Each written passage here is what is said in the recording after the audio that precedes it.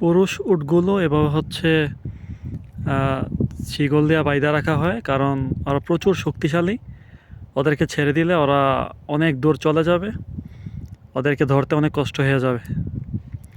ওদেরকে ছেড়ে একবার ছাড়লে ওদেরকে আর ধরা যায় না, তাই ওদেরকে এভাবে একটা আবদ্ধ ঘরে শিকল দিয়ে বাইধা রাখা হয়।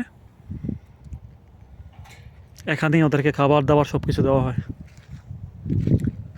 এদিকে আয়।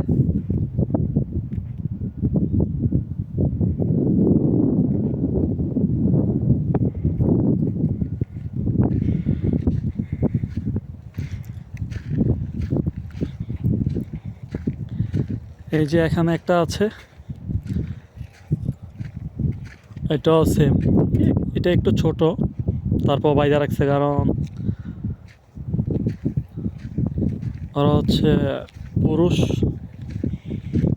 ওদেরকে ছাড়া যাইব না। এখানে একটা আছে, এটাও একটু বড়। আই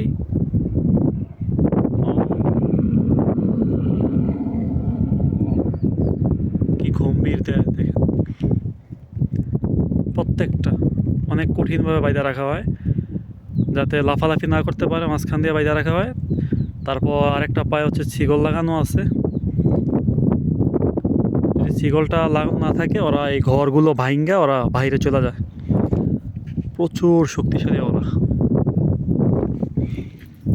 এটা হচ্ছে পুরোটা হচ্ছে আমার বসের উটের খামার।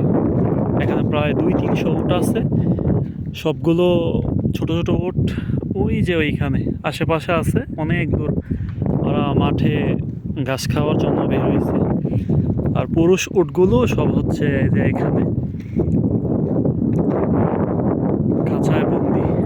বলতে গেলে ওদেরকে বাহির করা হয় না, ওরা এর ভেতরেই থাকে।